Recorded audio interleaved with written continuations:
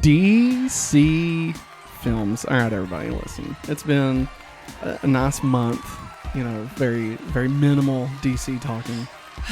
It's been great. We just got to bask in the glory of James Gunn taking over. Zaslav was putting his head back up his ass, and we were all able to just, everybody's going to be able to breathe. Henry Cavill was going to be Superman again, and the world was better. A little bit better. And now this past week, everything went to shit, Maggie. Yep. It all just went to shit. I gotta tell you. All right. People aren't happy. Via Boris Kitt at The Hollywood Reporter, DC movies hit turning point. Again, this is The Hollywood Reporter. Definitely suggest everybody go check them out for sure. New DC Studios head James Gunn and Peter Safran are in the final stages of prepping their multi-layer plan ahead of next week's pivotal presentation to Warner Brothers Discovery CEO David Zaslav. The details of several possible paths forwards are trickling out, and at least one path not being taken has also been revealed. Details of several possible paths forward are trickling out, and at least one path... You already read that. Wait, it just doubled. Sorry, I think I hit paste too many times. Multiple sources tell The Hollywood Reporter that Patty Jenkins' Wonder Woman 3 is not moving forward and is considered dead in its current incarnation. Yeah. Sources say that Jenkins recently submitted her treatment, co-written by Jeff Johns, and that Gunn and Safran, as well as Warner Brothers Pictures co-chairs and co-CEOs, broke the news to the filmmaker, telling her the project, as it stood, did not fit in with the new but still unfolding plans. Now we're going to the wrap. From the wrap, DeLuca and Abney spoke to Jenkins first and communicated that they didn't get the treatment, didn't think it was the right direction for the franchise, and asked Jenkins if she would consider pitching something else for the IP in another direction.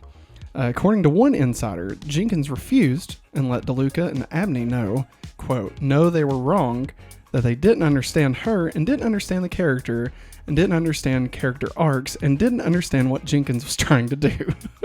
Didn't know a lot. To underscore her point, according to the first insider, Jenkins sent an email to DeLuca that ended with a link to the Wikipedia definition of character arc. Sorry, that's fantastic. I'm sorry. That's kind of ironic. What do you mean? Because of what happened in '84? Yeah. We'll get there, Maggie. Jenkins was told that if she wanted to come back and pitch a different direction for Wonder Woman, the studio would hear it.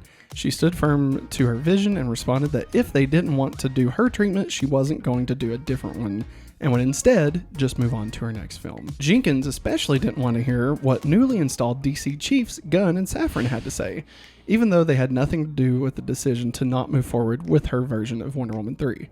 Quote, she just doesn't want to allow them to have a seat at the table to have an opinion on something new that she might come up with, the insider added. Sorry. The studio hasn't killed the Wonder Woman franchise altogether, and Gal Gadot is still attached to the role at this point.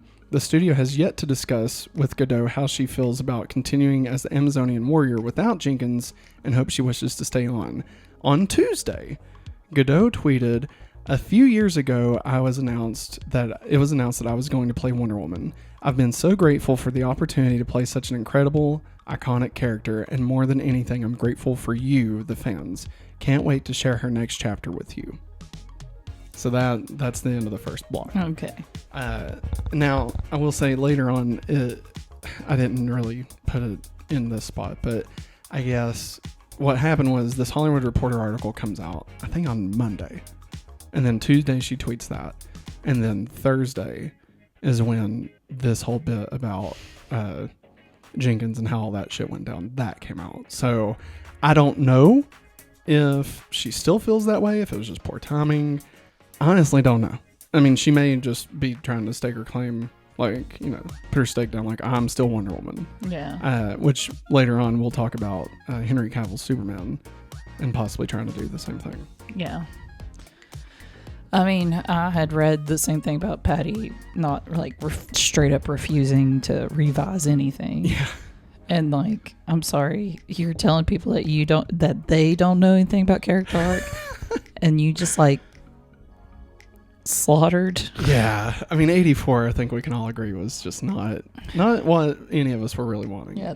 I'll say the best thing we got, well, two of the best things we got out of it, I'll say this. Pedro Pascal Yes. Loved him. Made me love him even more from The Mandalorian. I liked his relationship with the child, with his kid. 2, I'll never complain. Put Chris Pine in everything. That's it. Mic drop. Bye. Except for the way he was brought back into I know. it. I didn't agree with that, but just to see him, made me happy. Don't get me wrong. I can't wait for the Dungeon And and on a Dragons certain movie. level, like, it wasn't. I mean, it was bad. it was a bad movie.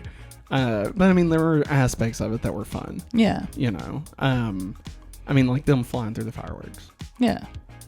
I'm out. That's it. That's all. That's it. That's all Matt's got. Well, because then I thought, Also like, oh yeah, there's Cheetah.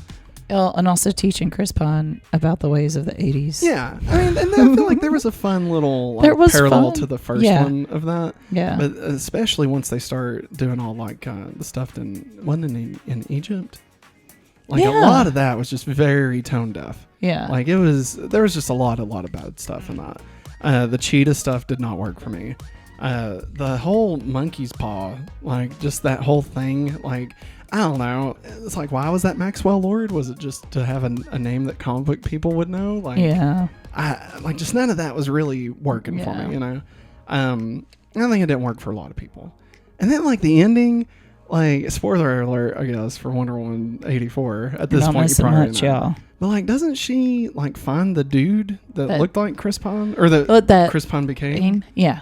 Like, took the place of. To me, that's stupid. You know what that reminds me of? It reminds me of Night at the Museum 2, when Ben Stiller finds Amy Adams, but it's just a woman that is Amy Adams, but it's not Amelia Earhart that he fell in love with. And it's like, are we supposed to be happy about that? Like, that he can kind of pretend it's the same person? Like, I don't know. I mean, maybe... Nah, that wouldn't have worked. I was going to say, maybe if it was like Amelia Earhart's, like... granddaughter or something. No, like that even would that, work. Yeah, that would work. Yeah. It'd still be weird. Yeah, but I don't know. Yeah, but honestly, But here's the thing. Okay, I'm kind of two minds of this. Like, one, I completely agree. Like, if you're gonna turn it in treatment and then they'll give you notes and you refuse to give notes, I feel like that's kind of like maybe you can't be as hard nosed. Now, there are some people, James Cameron, we'll be talking about him later, that don't take notes. And that's fair. I would say Steven Spielberg, more than likely, does not take notes. And they've kind of earned that, right? Yeah. Nothing against Patty Jenkins.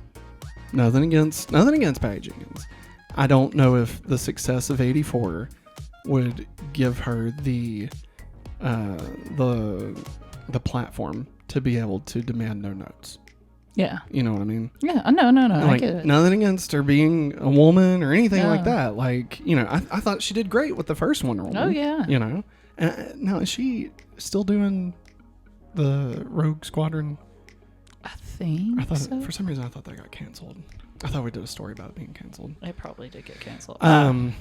But so I have that in mind. But then the other thing is like, damn, like this whole thing is just right now. DC is having its own like civil war, and I don't know why I didn't see this coming. Like, I should have saw this coming. Yeah. When they first announced that James Gunn was going to take over, I just thought like, oh, lollipops and rainbows, like this is gonna be great.